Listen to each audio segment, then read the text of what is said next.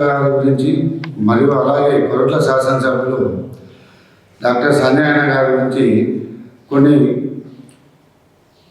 అవమానకరంగా కొన్ని వక్రంగా మాట్లాడారు. ఎమ్మెల్యే గారు ఈ సందర్భంగా మేము మిమ్మల్ని కొన్ని ప్రశ్నలు అడగదలుచుకున్నాం.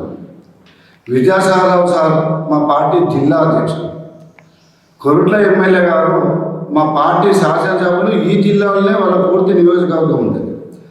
పార్టీకి వ్యతిరేకంగా పార్టీకి వెన్నుపోటు పొడిచిపోయిన ప్రతి వ్యక్తి గురించి మాట్లాడే హక్కు వాళ్ళకు ఉంది. ఇంకొక విషయం, ఆర్థిక మూలాల గురించి డబ్బుల గురించి మాట్లాడారు మీరు. వాళ్ళు మీలాగా తాత ముత్తాతలు ఇచ్చిన మీరు చెప్పుకుంటారు కదా, అట్లా కాదు. విద్యాసాగరరావు సార్ గారు మధ్యతరగతి కుటుంబం నుంచి అంచెలంచెలుగా ఎదుగుతూ కష్టపడి ఈ స్థాయికి వచ్చి కష్టపడి సంజయ్ గారిని చదివిపిస్తే ఫ్రీ సీట్లో మెరిట్లో మా సంజయ్ అన్న గారికి మెడికల్ సీట్ వచ్చింది. మీరు ఎలాగో వైద్యులో ఆయన అంతకన్నా మెరుగైన వైద్యుడు, మెరిట్లో సీట్ తెచ్చుకున్న వ్యక్తి, గొప్ప వ్యక్తి, పేమెంట్ కోటాలో ఎంబీబీఎస్ సీట్ తెచ్చుకున్న వ్యక్తి కాదు. ఇక అలాగే వెళ్ళిపోవడంల గురించి పార్టీల గురించి మాట్లాడడం మీరు చాలా విడ్డూరంగా ఉందండి. విద్యాసాగరరావు గారు 2009లో టీఆర్ఎస్ పార్టీలో గెలిచిండు. అలాగే బై ఎలక్షన్లో బీఆర్ఎస్ పార్టీ నుంచి పోటీ చేసి గెలిచిండు. 2014లో 18లో అలాగే మొన్న జరిగిన 2023లో వాళ్ళ కుమారుడు కూడా గెలిచిండు. అంటే కొరట్ల ప్రజలు, కొరట్ల అభివృద్ధి, కొరట్లలో డబుల్ బెడ్రూమ్ ఇళ్ళ గురించి మాట్లాడలే కదా. సుదీర్ఘంగా 6వసారి వాళ్ళ కుటుంబం నుంచి మన సంజయ్ గారు మొదటిసారి 4 సార్లు విద్యాసాగరరావు గారు ఎమ్మెల్యేగా ఎన్నికవడం జరిగింది.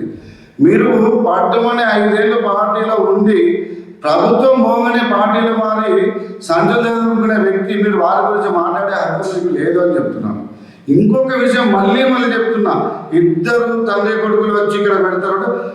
మా జిల్లా అధ్యక్షుడు, పార్టీకి జిల్లా అధ్యక్షుడు, పార్టీకి ప్రధాన రథసారథి ఈ జిల్లాకు విద్యాసాగరరావు గారు, మా పార్టీకి జిల్లాలో ఉన్న ఏకైక ఎమ్మెల్యే సంజయ్ గారు తప్పకుండా వస్తారు. పార్టీకి ద్రోహం చేసిన మీ గురించి, మీరు చేసిన తప్పుల గురించి, మీ స్వలాభం కోసం మీరు పార్టీకి వెన్నుపోటు పొడిచినప్పుడు ఖచ్చితంగా మీ తప్పులను ఎంచుడే ఉంటుంది. ఇక్కడ జరిగే అవినీతి అక్రమాల గురించి మాట్లాడే ఉంటుందని మేము మరోసారి చెప్తున్నాం. మీరు పదే విద్యాసాగరరావు గారి గురించి, ఎమ్మెల్యే గారి గురించి, మా కొరట్ల శాసనసభ గురించి మాట్లాడే నైతిక హక్కే మీకు లేదండి అని ఈ సందర్భంగా చెప్తున్నాను. 5వసారి కొరట్ల నియోజకవర్గంలో వాళ్ళ కుటుంబం నుంచి ప్రజలు ఎన్నుకుంటూనే ఉన్నారు. వాళ్ళు ప్రజలకు ఎంత సేవ చేస్తే ప్రజలు ఎన్నుకుంటూనే ఉన్నారు. ప్రజలు మళ్ళీ వారిని కోరుకుంటున్నారు. మీకు విద్యాసాగరరావు గారి గురించి మాట్లాడే స్థాయి, అర్హత, హోదా లేదు. పార్టీ నమ్మి ఇంట్లో కూర్చున్నోడికి టికెట్ ఇస్తే వెన్నుపోటు పొడిచిపోయిన నువ్వా మా జిల్లా అధ్యక్షుల గురించి, మా శాసనసభ్యుల గురించి మాట్లాడుతున్నావు.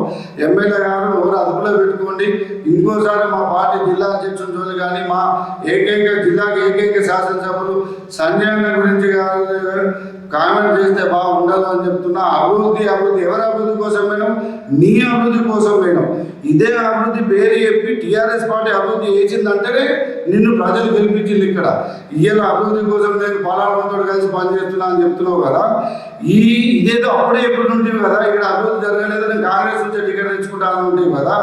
నువ్వు ఏ మైకులు పట్టుకొని ఏ స్టేజ్ల మీద, వాహనాల మీద కేసీఆర్ గారు లాంటి గొప్ప వ్యక్తి లేడు, టీఆర్ఎస్ పార్టీ, బీఆర్ఎస్ పార్టీ లాంటి గొప్ప పార్టీ లేదు అంటేనే నీకు ఇక్కడ ప్రజలు పట్టేసిండు. నువ్వు గెలిచింది కారు గుర్తు మీద, నువ్వు గెలిచింది కేసీఆర్ గారి బొమ్మ మీద. ఆ కేసీఆర్ గారు చేసిన అభివృద్ధి మీద నువ్వు జగించాలి గెలిచినామన్న విషయాన్ని గుర్తుంచుకోండి. ఇంకొకసారి మా అధ్యక్షుల గురించి కానీ, మా కొరట్ల శాసనసభల గురించి కానీ అవాకులు చవాకులు పెడితే మాత్రం బాగుండాలని ఈ సందర్భంగా తెలియజేసుకోండి.